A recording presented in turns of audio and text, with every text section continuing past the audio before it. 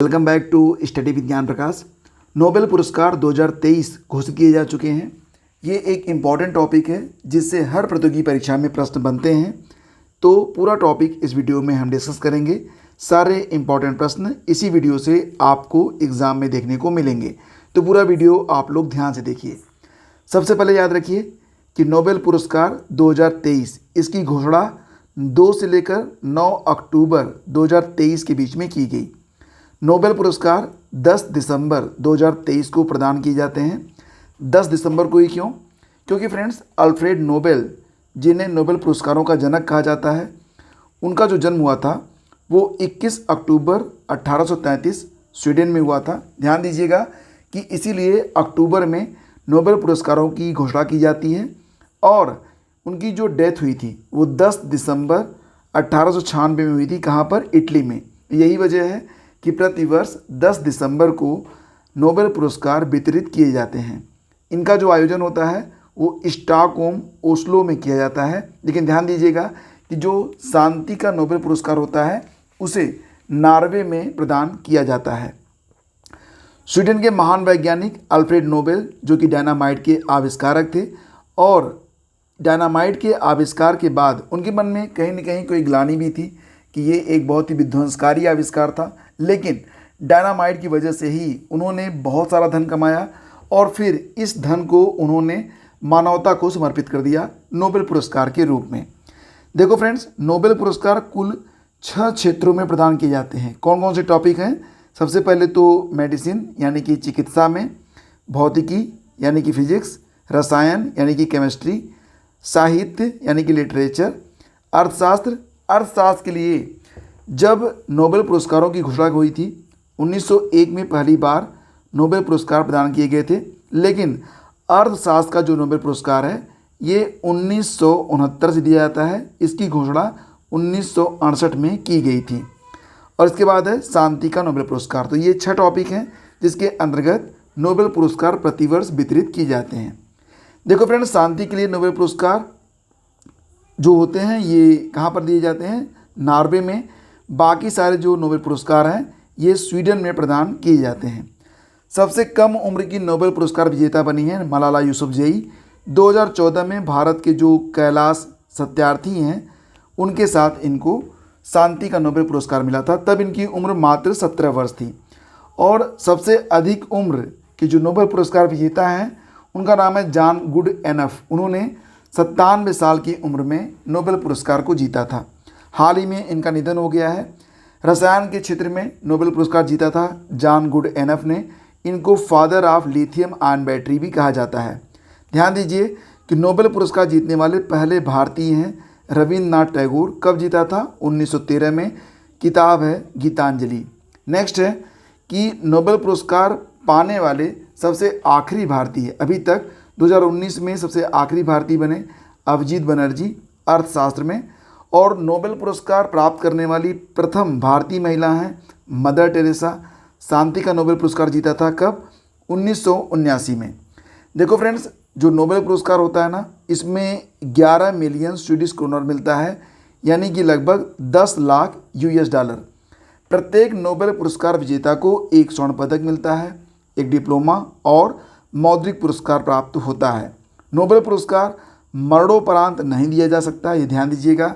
और साझा रूप से अधिकतम 3 लोगों को ही यह पुरस्कार प्रदान किया जाता है। अब कुछ इंपॉर्टेंट क्वेश्चंस हैं, उसको कर लेते हैं और आपका जो टॉपिक है वो कंप्लीट हो जाएगा। सबसे पहले, अर्थशास्त्र के क्षेत्र में नोबेल पुरस्कार 2023 किसे प्रदान किया गया? तो फ्रेंड्स, अर्थशास्त्र के क्षेत्र में नोबेल पुरस्कार 2023 ये प्रदान किया गया है किसको? तो क्लाउडिया गोल्डिन को। क्लाउडिया गोल्डिन ये अमेरिकन है। और देखो, royal Swedish academy of sciences ने अर्थशास्त्र के लिए नोबेल पुरस्कार 2023 का ऐलान किया है।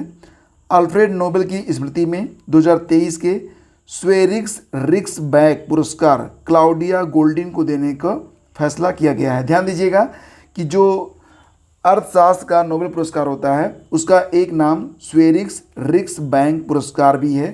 तो एग्ज़ाम में अगर ये शब्द आए तो आप कंफ्यूज मत होना। क्यों दिया गया? उन्हें महिलाओं के श्रम बाजार के परिणामों के बारे में हमारी समझ को उन्नत या विकसित करने के लिए यह सम्मान दिया गया है। Royal Swedish academy of sciences ने पिछले साल अर्थशास्त्र के नोबेल पुरस्कार Ben S बर्नानके, Douglas W diamond और फिलिप एच डायविक को दिया था। ये 2022 के विजेता हैं पिछले साल के, तो इनका नाम भी याद रखना। इन्हें बैंकों और वित्तीय संकटों पर शोध के लिए सम्मानित किया गया। क्लाउडिया गोल्डिन अमेरिकन है और हार्वर्ड यूनिवर्सिटी में प्रोफेसर हैं। आगे बढ़ते हैं।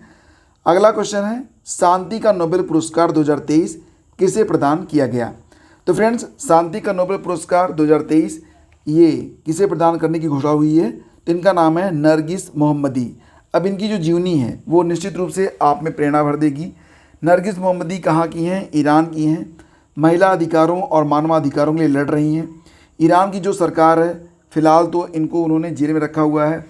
154 कोड़े मारने की इनको सजा भी हुई है। कल्पना करिए कि 154 कोड़े इनके ऊपर पड़ेंगे तो क्या हालत होगी, उस पीड़ा को महसूस करिए। लेकिन फिर भी ये अपने कर्तव्य पथ से डिगी नहीं है और अब इनको नोबेल पुरस्कार देने की बात कही जा रही है। निश्चित रूप से ये एक आदर्श हैं पूरी दुनिया के लिए। साहित्य के क्षेत्र में नोबेल पुरस्कार 2023 किसे प्रदान किया गया? तो दोस्तों, साहित्य के क्षेत्र का नोबेल पुरस्कार 2023 ये प्रदान किया गया है जान फासे को। ये कहाँ के राइटर हैं? ये नॉर्वे के राइटर हैं और ये उपन्यास लिखते हैं। फिलहाल इनका जो लेखन शैली है वो बहुत ही अद्भुत है और उसको एक नाम भी दिया गया है। क्या नाम दिया गया है? फासे मिनिमलिज्म। ये नाम याद रखना, ठीक है।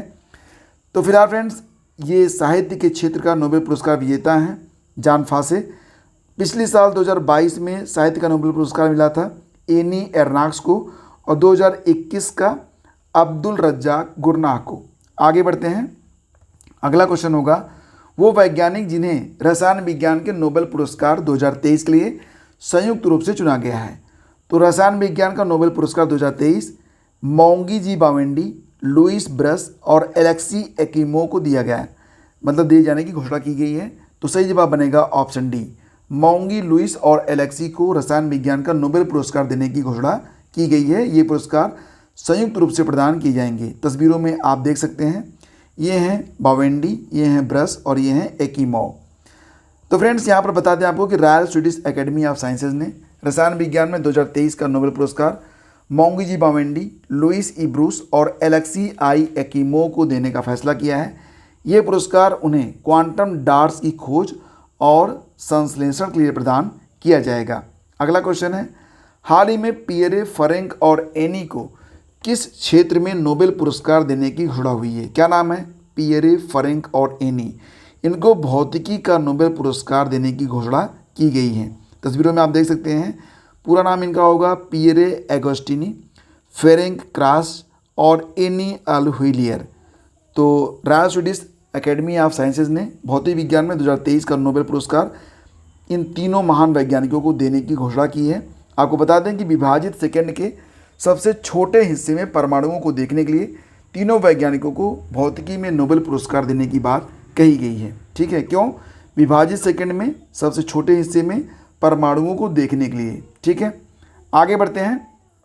कैटलिन कारिको और ड्रू विस्मैन को किस क्षेत्र में 2023 का नोबेल पुरस्कार देने के लिए चुना गया है? कैटलिन कारिको और ड्रू विस्मैन।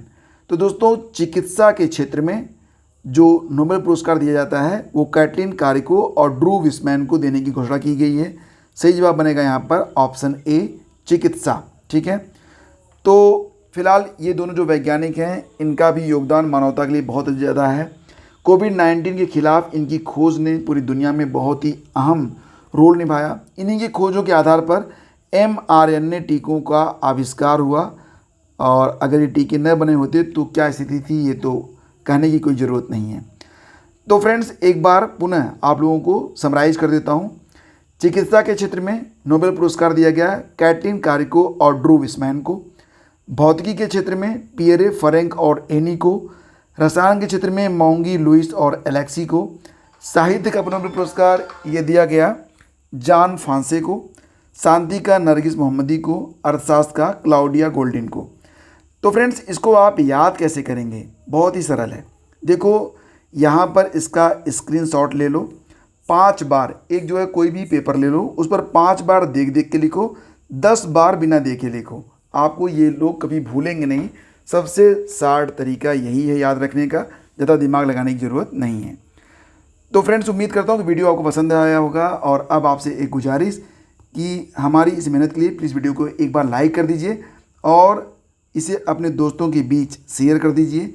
चैनल पर पहली बार आएँ तो सब्सक्राइब करके जाइएगा। आप सभी का बहुत बहुत धन्यवाद। Thank you.